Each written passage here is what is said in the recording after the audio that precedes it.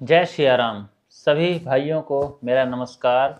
जो भक्ति भजन वाले हैं, जो भगवान का नाम जप करने वाले हैं, उन सबको हार्दिक प्रणाम। जय सिया राम। क्योंकि आप भक्ति करते हैं, भक्तों की तो चरण धूलि भी अगर माथे पे लग जाए तो इंसान कहाँ से कहाँ पहुँच जाता है। तो हम तो बस वही हैं, बनना चाहते हैं दासों के दास। सो आप लोगों की कृपा हो तो ज़रूर ये इसमें कामयाबी हमें मिल जाएगी। बाकी मैं आप लोगों को अपना आज इंट्रोडक्शन देने के लिए आया हूँ। हमारी आज ये पहली वीडियो है जिसके अंदर मैं आप लोगों को अपने बारे में कुछ जानकारी देने वाला हूँ कि आज से मैं एक नया अध्याय शुरू करने जा रहा हूँ। ठीक है, इसमें क्या है कि वैसे तो मैं, आप देख सकते हैं मेरे पीछे एक मतलब प्ले बटन दिखाई दे रहा होगा। ये हमारा एक इलेक्ट्रिकल का, बिजली का काम करता हूँ मैं, तो बिजली का मेरा एक चैनल है, इलेक्ट्रिकल वगैरह की मैं जानकारी उसके ऊपर देता हूँ। लेकिन मेरा मन उसके अंदर, सही बताऊँ तो, लगता नहीं है। सीधी-सीधी बात अगर मैं आपसे कहूँ तो।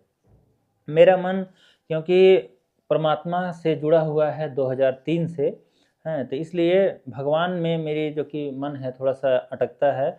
और जब पता चल गया है कि जीवन का जो लक्ष्य है वो परमात्मा प्राप्ति है, तो फिर ये धन के पीछे भला भागना ही क्यों? तो दुकानदारी अपनी है, चलती है, उससे हमारे घर का जो रोज़ी-रोटी है वो चलता ही रहता है। ठीक है? बाकी परमात्मा के लिए हमें जब इलेक्ट्रिकल के लिए वीडियो बनाते हैं तो उसमें मुझे समय नहीं मिलता है कि मैं भगवान के लिए भी, उनके भजन के लिए भी समय निकाल सकूं। हालांकि रात में समय मिलता है सभी को सोने के लिए, उसमें से अपना टाइम निकाल सकते हैं। लेकिन जब दिन भर दिमाग अगर किसी वीडियो को बनाने में अगर लगा रहे हमारा, तो रात में समय निकाल करके भगवान के भजन में लगना थोड़ा सा कठिन हो जाता है। क्योंकि हम इतने बड़े तो तपस्वी हैं नहीं कि हमने अपने मन को साध लिया है कि भाई जब हमें संसार में लगाना तो उसको संसार में लगा दिया, और जब भगवान में लगाना तो उठा करके वहाँ से भगवान में लगा ली। इतने बड़े तो हम हैं नहीं सिद्ध। इसलिए जब हम संसार का काम करते हैं तो वही हमारी जो मनोवृत्ति होती है वो रात्रि में भी रहती है। इसलिए हमारा जो भजन है वो बन नहीं पाता है। तो इसलिए हम आज से सोच रहे हैं कि मतलब एक नया अध्याय शुरू करते हैं, जिसके अंदर हमारा क्या होगा कि हम इस चैनल के ऊपर केवल भगवान के विषय में ही चर्चा करेंगे आप लोगों से। भगवान की बातें करेंगे, हरि कीर्तन भी कर सकते हैं इसके अंदर, और उनके नाम का, गुण का, लीला का जो कि बखान भी करेंगे। हो सकेगा तो आप लोगों से लाइव में आकर के हम बात भी करेंगे, आप लोगों की भी कंसर्न हम सुनेंगे, और अपनी भी जो हृदय की बात होगी वो भी आपसे कहेंगे। इसमें मैं तो ये समझता हूँ कि किसी वीडियो के द्वारा भगवान का भजन करना, भक्ति करना ये ठीक नहीं है।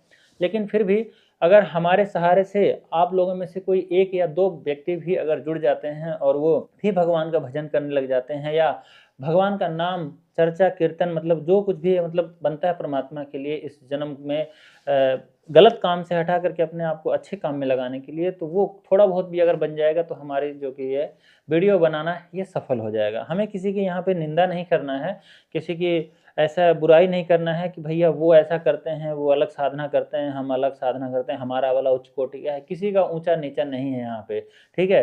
क्योंकि साधन जितने भी होते हैं वो इसलिए होते हैं ताकि हमारा जो असाधन बन रहा है, हमारे जो मतलब मन के साथ में, हमारे शरीर के साथ में, हमारे जो मतलब जो माया का जो चक्कर में हम लोग फँस गए हैं, वो माया के फंद को काटने के लिए ही मात्र सभी के सभी साधन हैं। चाहे वो योग का हो, चाहे ज्ञान का हो, चाहे विज्ञान का हो, चाहे भक्ति का कोई भी साधन हो, हैं। हालाँकि जो भक्ति होती है, मैं गलत बोल गया थोड़ा-सा, भक्ति जो होती है यही वास्तव में परमात्मा से जोड़ने वाली होती है, और यही भक्ति मिलना, ये प्रेम मिलना ही उत्तम सिद्धि है। तो इस सिद्धि को हम सब प्राप्त कर सकें, हैं, तो ये हमारा थोड़ा-सा प्रयत्न रहेगा। बाकी इसमें अगर मैं कहूँ कि भैया मैं किसी और का कल्याण करने के लिए मैं इस वीडियो के अंदर मतलब आप लोगों से मतलब बात करूँगा, भैया दूसरों का कल्याण हो सके ना, ऐसी कोई बात नहीं है। हम किसी का कल्याण करने में समर्थ नहीं है। हमारा तो बस इतना है कि हम अपना कल्याण कर लें किसी तरह से, ये हमारे लिए उपयुक्त है, यही बात सही है, और इसी के ऊपर हम लेकर के हम चलेंगे।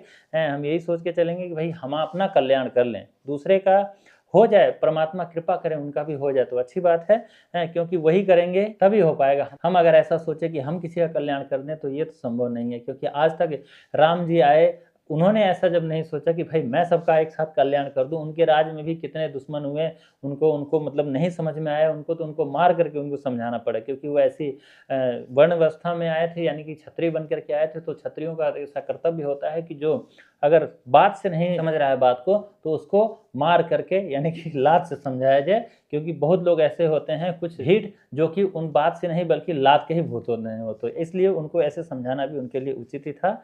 उसमें से चाहे वो किसी भी जाति वर्ण के हो, यहाँ तक कि बहुत लोग कहते हैं कि राम जी ने तो आकर के ये शूद्र को आकर के गले से मतलब उसका गर्दन काट दिया क्योंकि वो शूद्र था। अरे भाई, ब्राह्मण के रूप में रावण भी तो था, रावण को भी तो उन्होंने मारा था, पूरी सेना सहित उसका मतलब कुल खानदान मिटा दिया है। रावण तो ब्राह्मण था, तो ब्राह्मण के ऊपर भी उन्होंने हथियार उठाए अपने, तो इसमें बुराई कौन सी है? जो इंसान गलत होगा वह अगर बातों से समझ जाएगा, पहले समझाया रावण को भी उन्होंने, समझ जाएगा तो ठीक है, और जो नहीं समझने वाला है तो उसको मार देना ही, उसको खत्म कर देना ही, यानी कि कचरे को साफ कर देने में ही भलाई रहती है। अगर कचरा अपने घर के अंदर आप रखेंगे तो वह आपको ही बीमार कर देगा, आपको ही वो मार देगा, आपको मृत्यु के घाट तक पहुंचा देगा, इसलिए ये जरूरी है।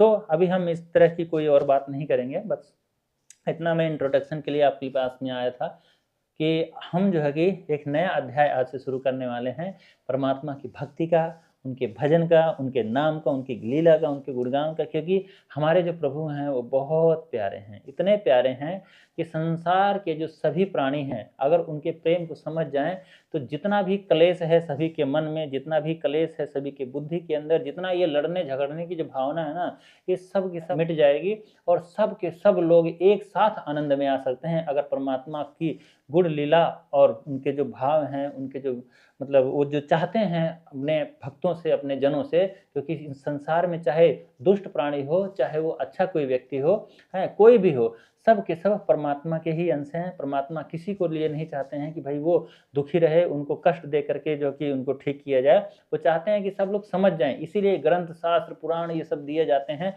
ताकि सब लोग पढ़ें, निष्पक्ष होकर के पढ़ें और समझें कि भाई जो परमात्मा है वो हमसे क्या चाहते हैं, भगवान हमसे क्या चाहते हैं। अगर उनकी चाह अगर हम समझ जाएं तो हम सबका एक बार में एक साथ कल्याण हो जाए और पूरे संसार में, पूरे विश्व में, पूरे ब्रह्मांड में जितने भी मनुष्य प्राणी हैं या जो भी हैं जीव जंतु, अगर सब के सब भगवान की बात को समझ गए तो एक साथ सबका कल्याण हो जाएगा और एक साथ सब के सब अपने इष्ट को प्राप्त हो जाएंगे। जो कोई हैं जो कि घंटी बजाते रहते हैं, दिन में कीर्तन करते रहते हैं, ये सही है, और कितने लोग हैं माइक में जोर जोर से चिल्लाते रहते हैं 5 वक्त की जो कि उनके नियम होता है, वो भी सही है, लेकिन उससे भी आगे की भी सीढ़ी है, उसके आगे की जो सीढ़ी है उसको भी पकड़ना चाहिए, जो हमारे संत महात्माओं से, हमारे सदगुरु जो संसार में आए हुए हैं, भगवान सदगुरु भगवान, इन सब के सत्संगों को प्राप्त करके ही हम वो सब प्राप्त कर सकते हैं। तो अभी ज़्यादा बात नहीं करेंगे, बस आज के लिए इतना ही।